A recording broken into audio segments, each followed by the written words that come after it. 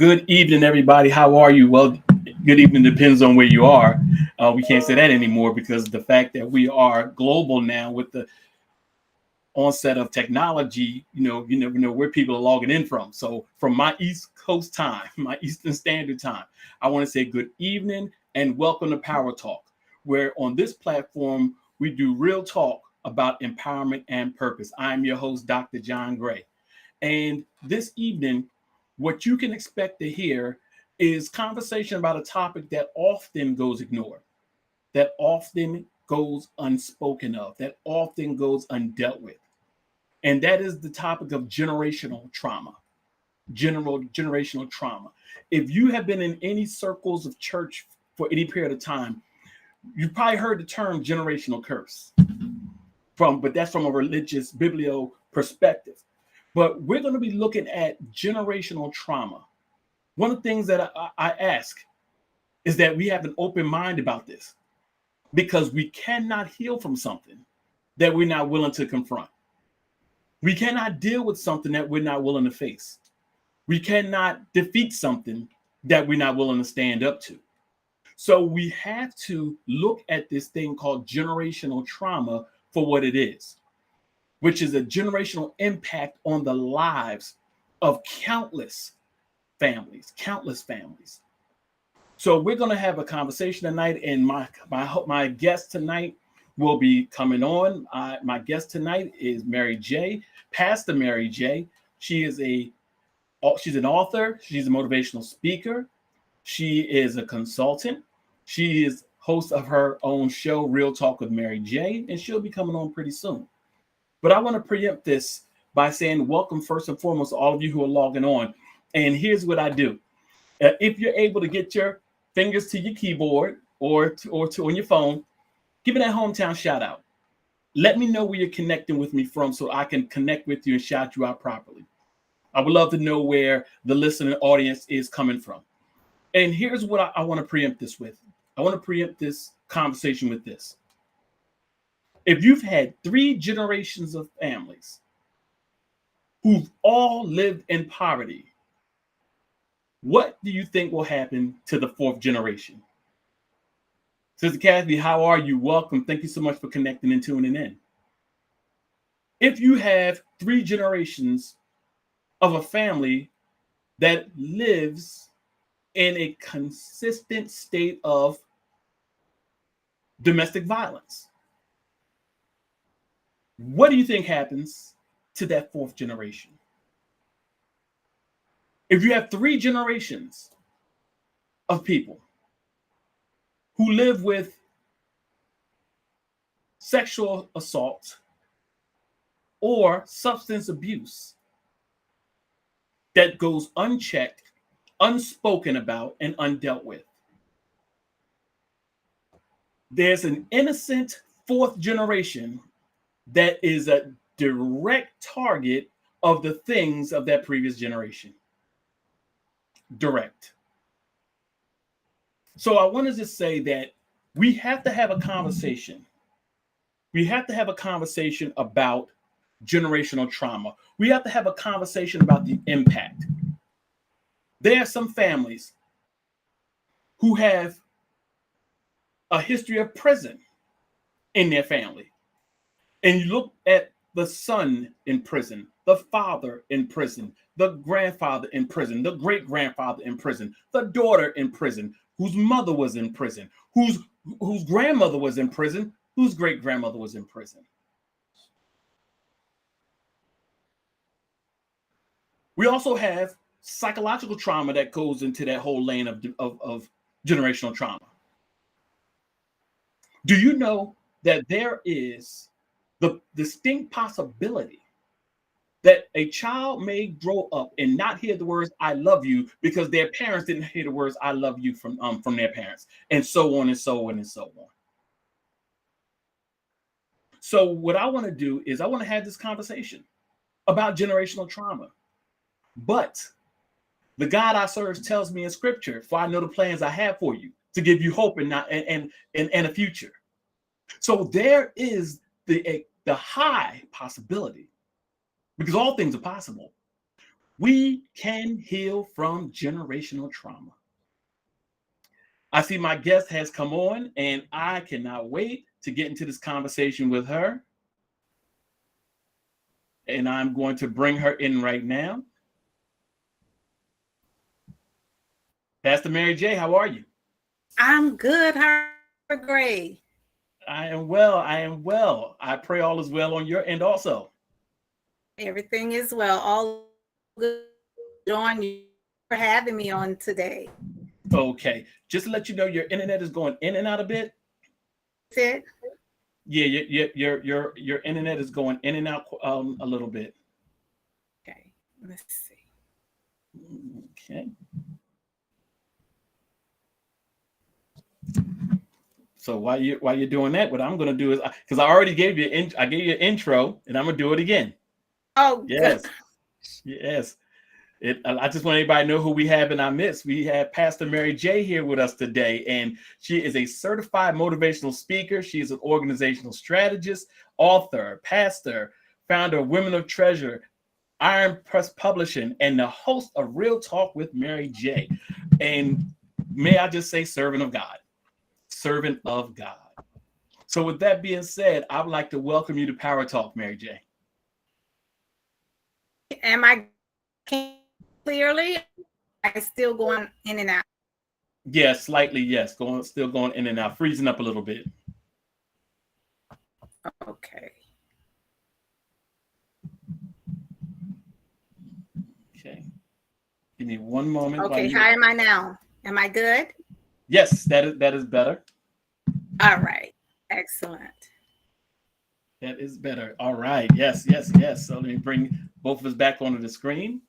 So I want to welcome you to this conversation. This will be an ongoing dialogue that I will have with folks, and I come on Wednesdays at 7 Eastern Standard Time. But this is not a one-off, because this is a conversation that needs to be had on a consistent basis. So what I want to do is I want to just jump right into this, Mary Jae, and I want to just say, when you hear the words generational trauma, give us your thoughts. Wow. When I hear the words generational trauma, I think of so many childhood dilemmas, things that people have to overcome. When I hear generational trauma, I hear it going from ancestries all the way down the bloodline, to where the new generation is, and the next generation will be forthcoming. And trauma, all of those things that they deal with. Dr. Gray, I can just make it real plain and simple. Those things that they sweep under the rug that you don't Here we now you didn't open up. Now you didn't open it up. Yes, those things that they just don't talk about it. And back in the days, our grandparents just didn't discuss certain things. And I mean, it can be all the way from health issues, everything was so secretive, it was not to be discussed, it was not to be brought out. And we find ourselves having to deal with some of those generational curses that has been transferred down to the next generation, because the last generation didn't deal with it. The last generation didn't slay those demons, didn't expose that, didn't confront the enemy. And so we find ourselves having to deal with it now, but I always say that you can never conquer what you can't confront. So I am so glad that you're having this discussion on today, because we need to confront some issues today. Definitely. And you mentioned the wide scope of this conversation, that even healthcare, I mean, career-wise, social interactions, family dynamics, so many things that are prevalent with generational trauma.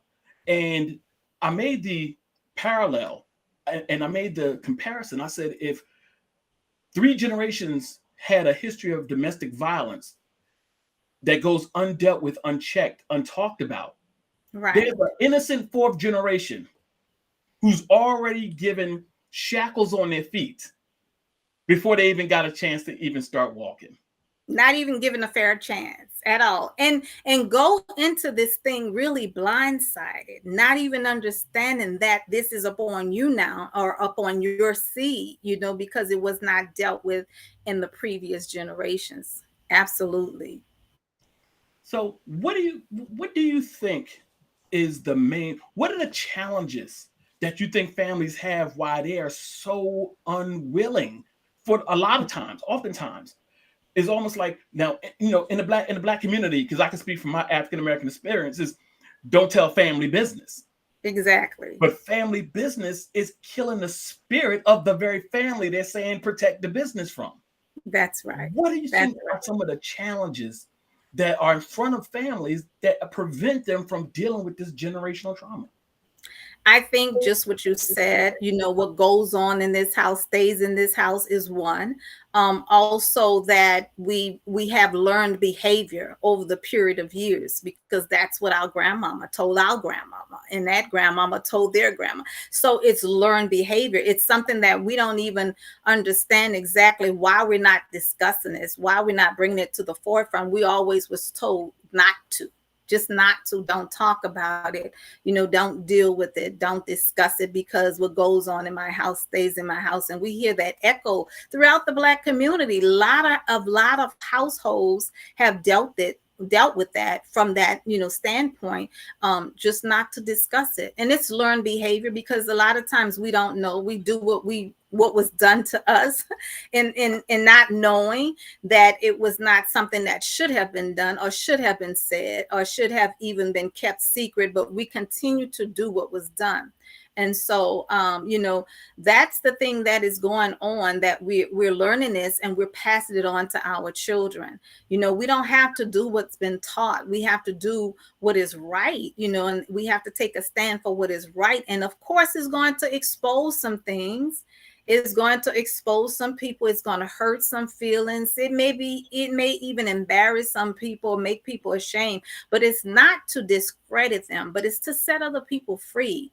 And as I said before, we can't conquer what we don't confront. And so until we really confront these issues, is the only way we'll be set free from them. Um, it's almost like, there are times where God deals with me in the very current way, like things that are just, my seminary professor told me one time, and because I asked him, I said, Dr. McLean, how do you come up with something to preach every Sunday, and how do you come up with something to preach for Bible study every week? He said, have your Bible in one hand and the newspaper in the other. And our social media is a sort of a newspaper. Yes, absolutely. And in preparing for this very topic, there was a young lady who put on TikTok, and she said, the things I know now that I didn't know when I was a child. And she talked about on TikTok how her mother, they were having a family gathering. And I'm about to get deep. So listeners, hear me now. Um, Yes. we have to go below the surface of these things if we're going to heal, because we're talking about confronting the beast, but there's healing after confrontation. Right. There's healing. And the young lady said she didn't realize the magnitude of what her mother said to her, and she didn't understand it because she was like 10, 11 years old. She said, child, go put something else on to cover yourself up more. You know your uncle such and such is coming over. Oh my God. It froze my spirit because I realized how prevalent is that Mm. in households all over this world. And somebody, instead of saying this person is not allowed to step foot into my house, Yes. they're telling a potential victim of something that probably happened to him or the mother or whatever, cover yourself up. Don't make yourself a target. Yeah. Yeah, we just don't deal with it in a mature way, in a godly way. Instead of telling that child that, at least, first of all, there should have been a conversation, a roundtable discussion within the family regarding whoever that family member is coming over. Or as you said, why are they coming over? If you have young people in the house that may be victim to this person, that's something that's never been discussed, especially when we come from a standpoint of women. You know, women were always taught to cover up or do this. I remember as a little girl, very vividly, I had on this little top that tied in the middle. I had to be, oh my gosh, maybe about 9 or 10 years old.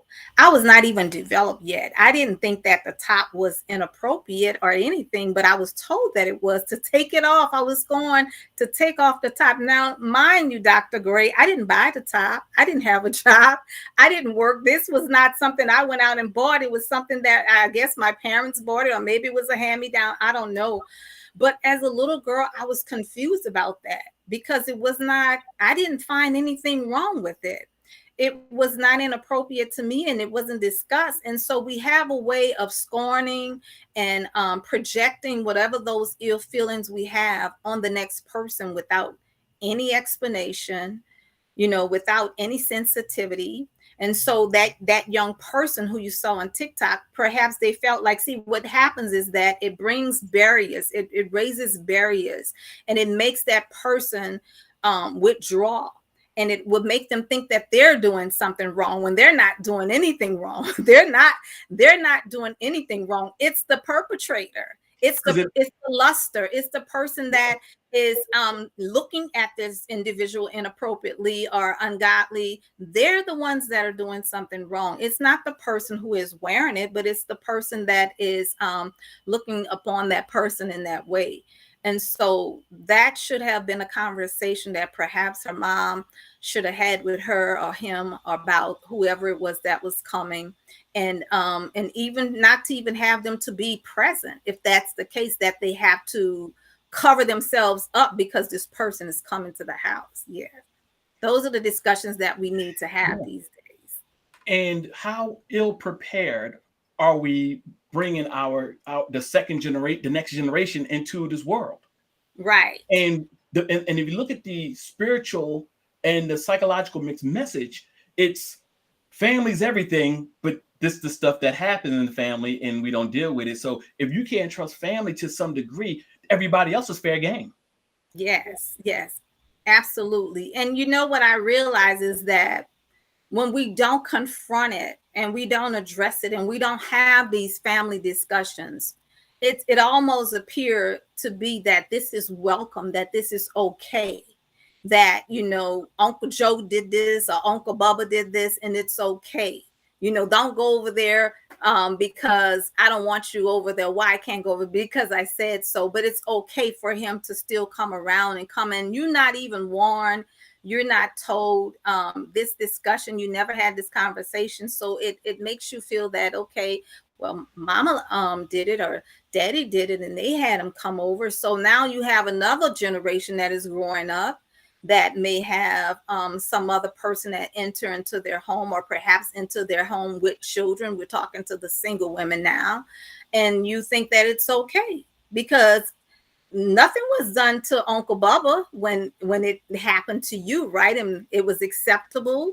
It was hushed. It was pushed under the rug. Everybody had to be quiet about it. And everybody went on with their lives like everything is okay. And so now you find Dr. Gray, the next generation coming up, and there is happening to them, and they dealing with it the same way their ancestors or their grandparents or their mother has dealt with it.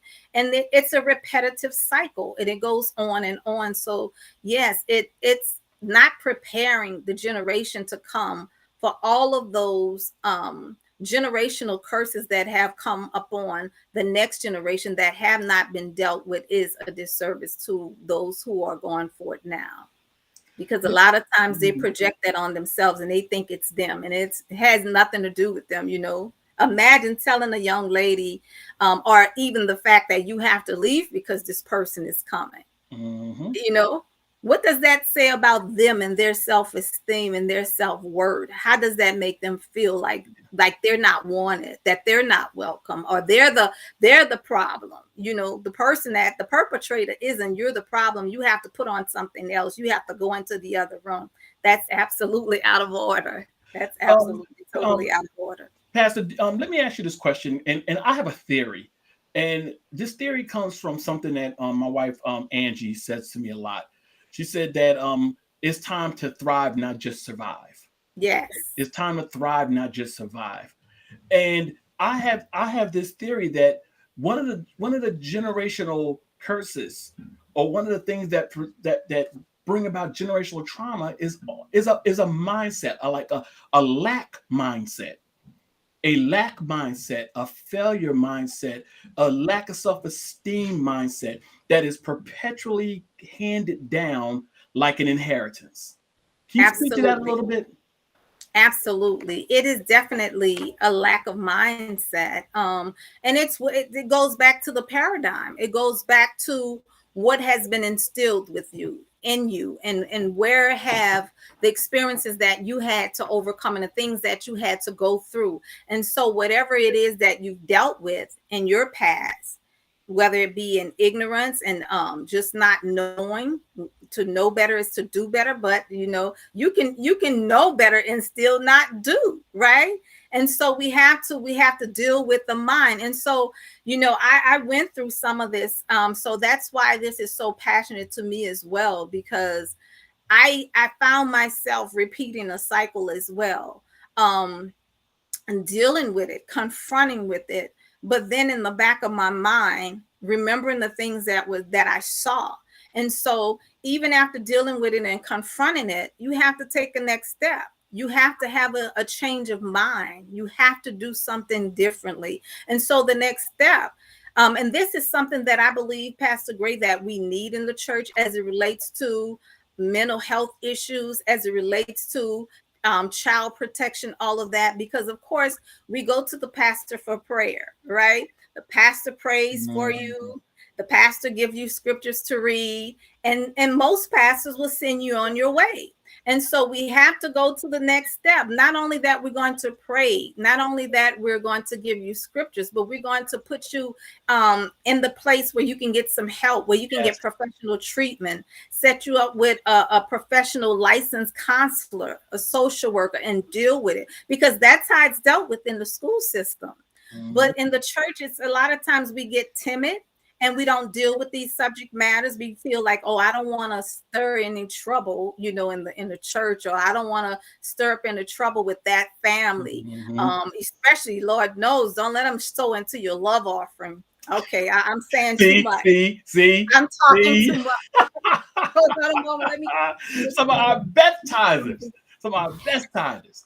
But Oh my gosh. but No, you know, they're not going to rock the boat with that person, because that yeah. person is the one that's sowing into the love offering and tithing. And so now you mean to tell me that family did this? Oh no, we're going to pray for you, right? We may even put some oil on you, give you some scripture, some word, and we're just praying that God changes it. But no one, the Bible says, "Come, let's reason together." Yes. So it's time for we as men and women of God, when we find these type of things that are arising in our ministries and our churches, is to come together with that family, with the accuser. Yes, and bring them all together and let's discuss this. Let's get to the core of it. Don't just put oil on them, raise them up and send them Hey, out the door. people say, well, let's pray about it. Well, I prayed about it, and Jesus told me to tell you to go get some evaluation and some counseling by a professional. you That's know, right. it is one of those things. Once again, the generational thing that's handed down in our community oftentimes is we don't we don't go to counseling. We Right. don't do counseling, and it's almost like this invasive spirit of oppression generationally that has so many tentacles that choke out the hopes and the dreams and the abilities of people all over this world. Absolutely. Absolutely. So what And I want it's just okay. continuing on. So what I want to do is I want to ask you, from your perspective, what is your best advice to if you were to sit down with a family, say you had a family that has a generational trauma of having prison as a part of their generational line, or domestic abuse, or poverty, which is another one. My goodness, if you got 6 generations of poverty, like, is somebody willing to break this? So Right. what's your advice for people that says, listen, I want to heal from this generational trauma? What would you say? Yes, I would have to tell them, first of all, of course, I would pray for them, pray over them, and ask God to give them guidance and wisdom and instruction. But with us as being a pastor, we know what the guidance is. We know who to lead them to. So secondly, after praying for them and giving them some wise counsel, I would lead them to a licensed clinical therapist to have them to go and get some counseling, because counseling is definitely needed. If this is a person that has been, let's take the ones that you've just mentioned, imprisonment. If you have a person that has a generational history where your dad, your granddad, that was incarcerated, and now you have boys, or maybe it's you that has dealt with the same thing. You have to pause for a moment and look back at the history of that and get to the core of it. Why were they in prison? Why were they doing what they're doing? And then set up a structure to teach them how, to carve out a new path for their life, to set some goals in order, and to do some things differently. And, just because your dad did something, your mom did something, it doesn't have to mean that you're the next generation that have to do this and repeat this path. So it's all about mindset and changing their outlook on life, and letting them know that you have a better way, that there's a better way out for you, and to help them structure their life and set some goals. Ask them questions like, what is your goal in life? What is it that you feel that you're called to do? What is your purpose?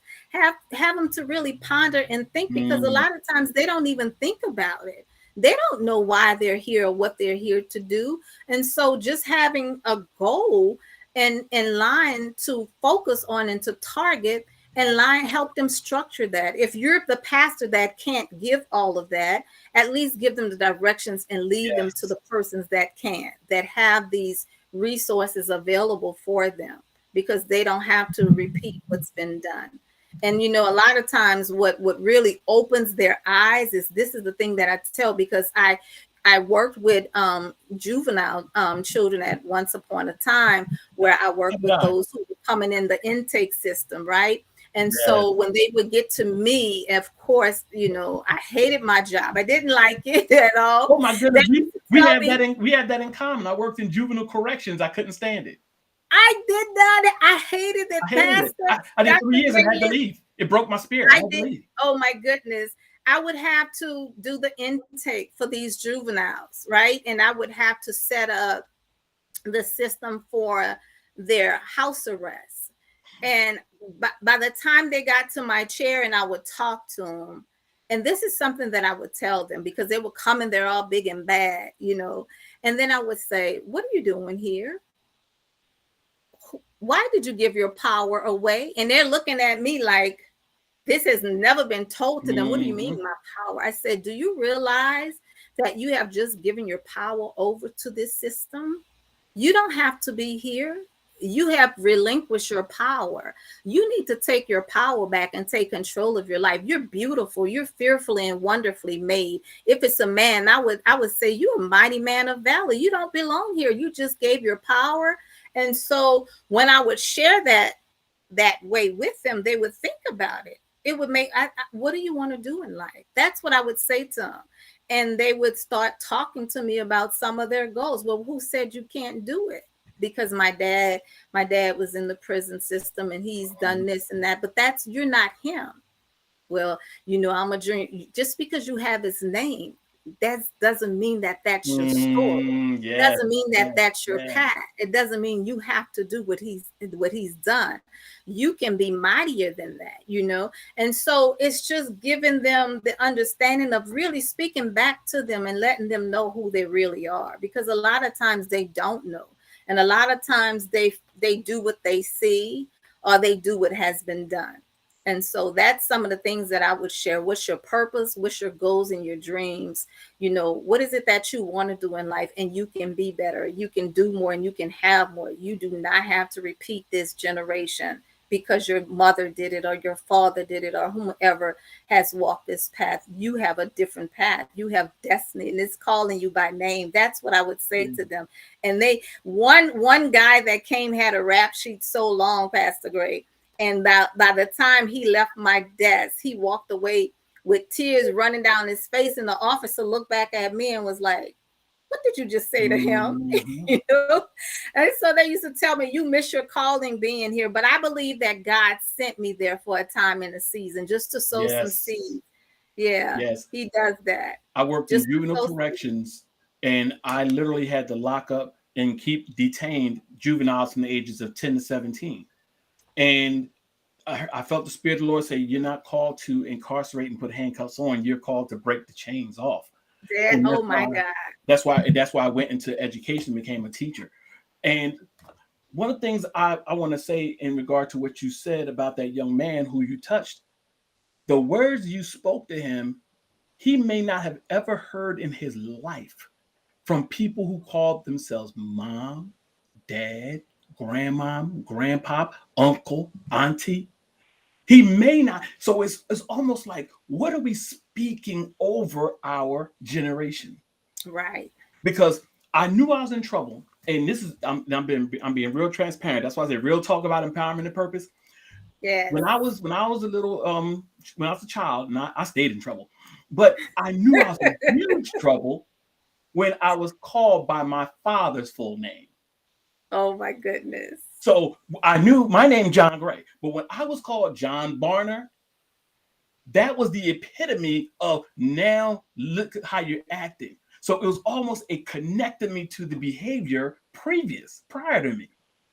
So what are we speaking? So I knew, and then I would hear you just like your father. So when you spoke life, Mm-hmm. so we're speaking survival mode over our generation. We're speaking despair. We're speaking a lack mindset. We're speaking a lack of spirituality. But do you realize a lot of kids don't even hear the word "I love you"? Right. So Right. when you said you spoke those words, those are powerful because he probably never heard those before directed Yes. at him. Yes. And one of Right. the things I know, from where I come from, real knows real. He was Definitely. he was crying Definitely. because he knew you were authentic. Yes, yes. And your story that you just shared with me as it relates to your name, I have one of those names. My last name is Irons, right? And that's my maiden name is Irons. And so in the community in which I live, we're well known in that community. And that name has a staple in the community. So just as you, when I was in school, anything I did wrong. Irons, you know better than that. Irons, I can be late for class. Oh, I have to tell your auntie that you were late today because she wouldn't allow that. Or y'all tell your dad this. And Dr. Gray, I remember as a little girl, this is a true story.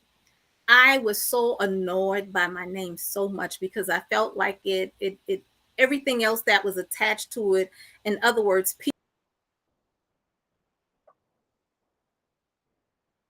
We seem to have lost Pastor Mary Jae. She's going to be logging on right back, and I'm going to make sure that she does because I want her to finish that story. I'm going to connect with her now and say, please log back on because that was getting good. So, ladies and gentlemen, first and foremost, I want to say thank you so much for connecting with me. And I have a gift that I want to give away. Pelly Hunkin, if you're on here, I don't know if I want you in this drawing. I have a trivia quiz. I have a trivia quiz for someone today. And the first person who can put in the comments and tell me what city and state Juneteenth originated in. Juneteenth, the holiday that's coming up that celebrates the emancipation of African Americans, the true emancipation when Black folks really found that they were free from slavery. What's the city and state of the first and the founding of Juneteenth? The city and state of the founding of Juneteenth. I'll let you marinate and ruminate on that. And the first person, I guess I'll give you some time to get the Google. So what I'm going to do is the person who gives me the city and state where Juneteenth originated, I will send you an autographed copy of my book, Above and Beyond: 8 Things Champions Do to Conquer Their Limits. We have our guest, Mary J, back on here. So, it, okay, she will be coming back on. I saw her come on. So, I'm going to give you some time. I wish I had some Jeopardy music to play. So, I'm going to give you some time to get your comments in. Juneteenth, Juneteenth, June 19th, which we now celebrate as a holiday. The emancipation, the true emancipation, where Black people, 2 years after emancipation, they found out they were truly free. This town celebrated the first Juneteenth as we celebrated and know it today. The first Juneteenth.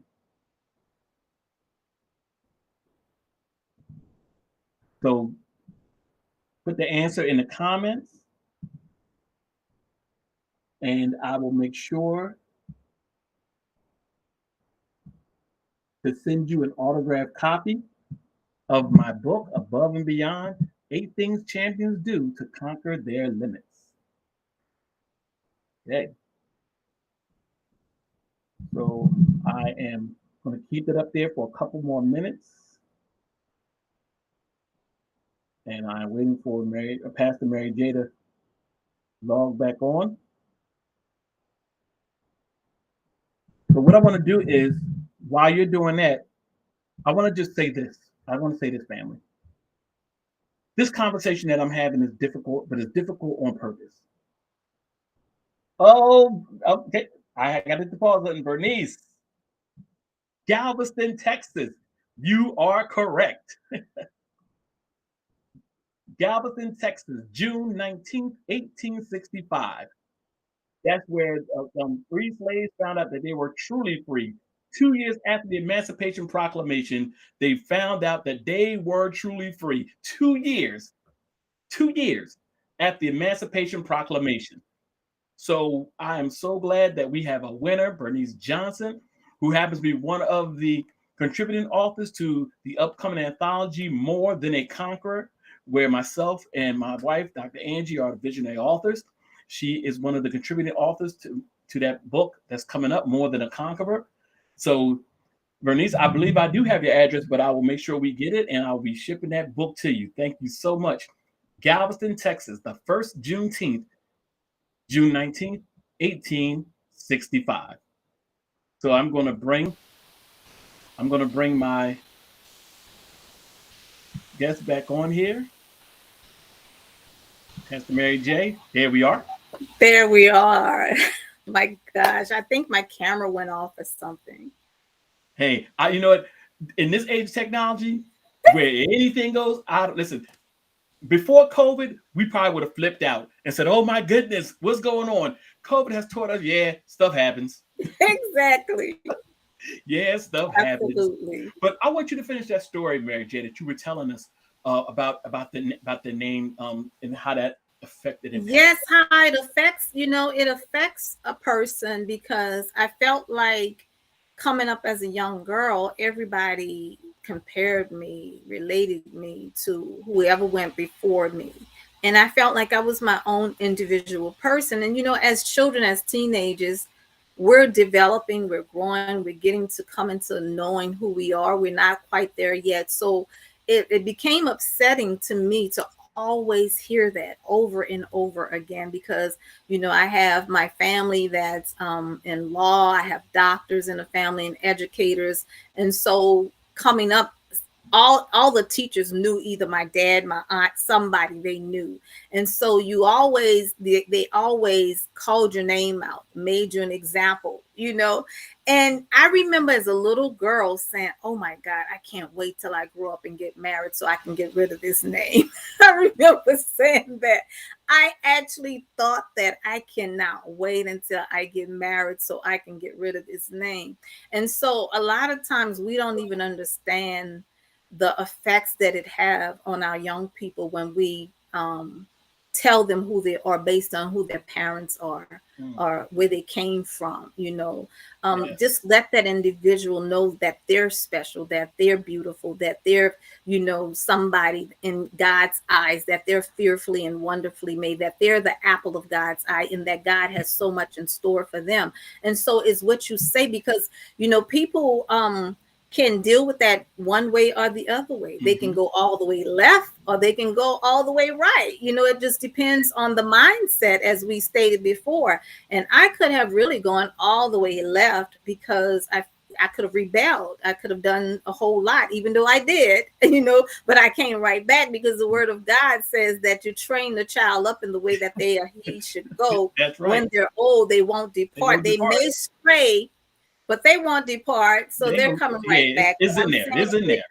it really bothered me. It really bothered me. So I try so carefully when I'm dealing with anybody, especially with PK kids or with, other children that have grown up in the church, that I do not deal with them that way. You have to be mindful of how you handle and how you speak to children. And just as you said, that young man may have never, and that's some of the things that I used to tell them. I love you. You look at you, Hmm. look at you. You should not even be in here. This place doesn't, you've given away your power. You When you know, go over there behind that cell board, you're giving away your power. Pastor, I want to point something out because you raised such an interesting point that a lot of people miss. And think about this for a second. You said that your family had a name that was a staple in the community, but that was traumatizing for you. And a lot of people will take that and say, and I'm gonna be transparent. Yeah. There was a friend of mine in college who had everything, or so I thought. And I'm coming from a poverty background. I'm the first generation student. I'm foster care and all this stuff. Gareth has a car and all of this stuff. And I'm like, wait a minute, wait a minute. But his father pulled him out of school because he was messing up. And Hmm. I said, you had everything. How did you mess up? But now that I'm older, how do I know what he dealt with? Right. Right. Behind the achievements or I thought at the moment. So we only look at we look at trauma from a perspective of Of not lack. having, not had exactly. But this thing is so intricate and so deep that it has a lot of tentacles. Because Yes. every time you heard a teacher's name say your teacher say your last name, you were traumatized all over again. Yes. Because Wow. I felt like I had to measure up to the standards of the bar that someone was trying to set for me, instead of allowing me to find my own way, because maybe I don't want to be a doctor or a nurse, maybe I want to do something else, maybe I don't want to be reminded every time I make an error that you got to tell my dad, or you got to tell my aunt, or you got to say Hmm. something to somebody, and I find that with with PK kids as well, because a lot of times we have to understand that they're just children. They're just trying to find their way as well. And a lot of times, even the church would put them on a pedestal as well. And the little least mistake or error that they make, oh, your daddy's a pastor, oh, your mom is a pastor, and you're Yeah. supposed to know this, you're supposed to do this, but they're just being children. They're just being children, finding their own way, making mistakes just like everybody else in life. We all go through them and we all Yes, make it, Lord. right? Yeah. Same. So we just have to really just allow our children and allow this generation to be their authentic selves, and we be as Absolutely. supportive as we can, but we also be as informative as we can. Yes. Absolutely. So, Absolutely. Pastor Mary Jae, I thank you so much, and I got an info on my messenger that you're starting a new ministry endeavor, a new virtual ministry endeavor. Oh yes, I started right now. Let me tell you, I was disobedient in the beginning. God told me to start virtual church online. This was back in 2017 that he told me to launch this church in 2018. And I did not go forward with it. I kept looking for a church because I thought I was missing God, right? I kept looking for a church and I kept saying, God, I got to find a building wherever you want me to be planted, I'll go.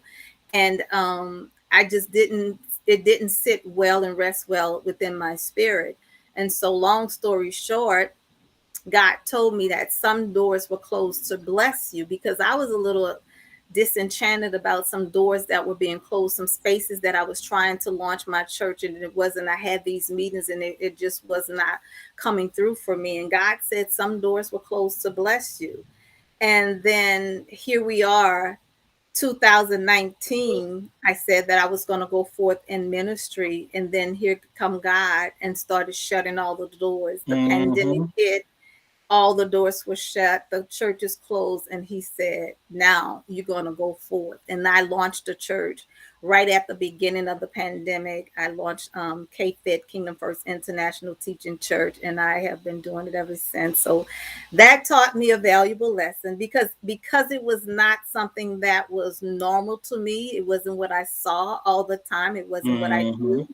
But God said there's nothing new under the sun. And he chastised me too, Dr. Gray. He Yeah. chastised me with that. God Chastise those he visited. loves. Oh, yes. He Yes. visited me and he said, there's nothing new under the sun. He said, you're talking about pop-up church and virtual church. It may be new to you, but it's not new to me. He said, Oh, I've been absolutely popping up not. Oh my since goodness, the this has been beginning of happening. time. I've been walking Yeah. the earth and showing up like that since the beginning of time. How dare you tell me what you're not going to do? I Yeah. just thought it was me at first, because it was not what I was used to. But yes, thank God for grace. So yeah, It goes back to the song that we sing in church: "How to reach the masses, men of all the earth." yes, How to reach the masses? Use what's in front of us. that's Use right. what's in front of us. I was a pastor of a church for 13 years, a typical traditional Baptist church. I now have a virtual ministry, Empowered Life Ministries.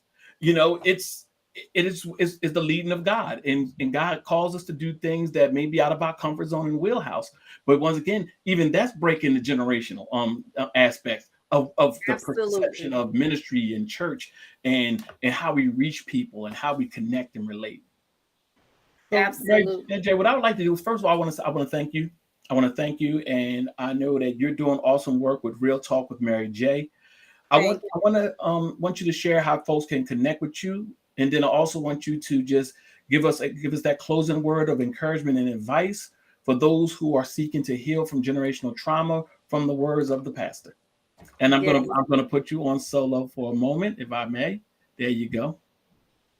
Well, thank you once again, Dr. Gray, for having me and to be on your platform. I consider it such an honor to share with you, and also with all the people of God that are watching by or that will come in to listen to this replay. You can find me on social media on Facebook at Mary Jae. That's Mary Jae, or KFIT. Follow my ministry. I would love for you to do that. KFIT, Kingdom First International Teaching Virtual Church. I'm there every Sunday morning at 8 a.m. Central Standard Time, and then again on Friday nights at 8 p.m. So I am elated to share with all of you all, as well as Real Talk with Mary Jae on Mondays. You can have a happy Merry Monday with me every Monday morning at 10 a.m. But I wanted to share this, to just drop this in your spirit, regardless of who you are or where you are or whatever it is that you're going through, especially as it relates to generational curses. Number one, you are an individual person, and you have to say that to yourself. I am an individual person, which means that God has created you and fashioned you in his likeness and in his image. You are the apple of his eye, and there's nothing that God will withhold from you. And so you have to know who you are, first of all. When you know who you are, you have the power. You have the power to go forth and do all that you were created to do. That's how you break the generational curse. You begin to identify yourself with God, of knowing exactly who you are. And secondly, know why you're here. Because just because you're here, you're not here by accident. I don't care if you were a mistake that was told to you, that Perhaps your parents didn't expect you to be here. God expected you to be here. So you are here on purpose. So know who you are, and then know your purpose of why you're here. You may be the person that will break the generational curse in your life, that would break the generational curse in your family. God may have you here to walk in that season.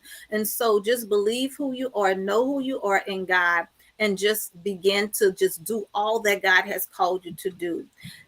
Take the power back. I tell people all the time to take the power back. Take the power back.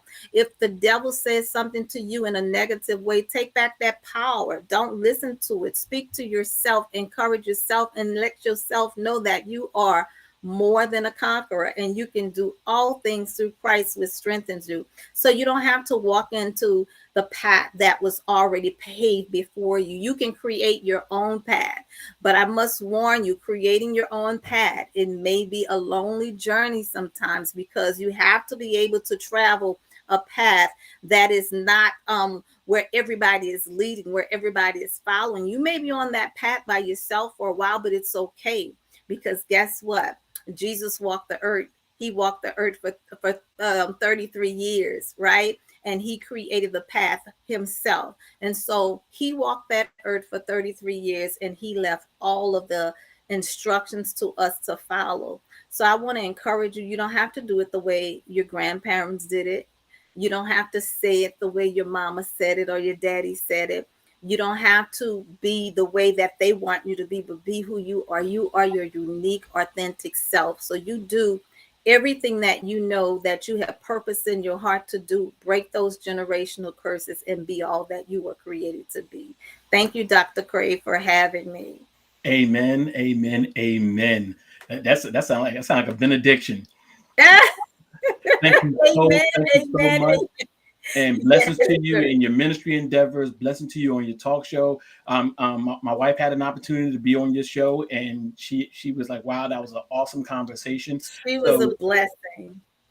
you keep on keeping on with that real talk. And we have Thank some you, comments Dr. Cray. here. Um, be authentically you.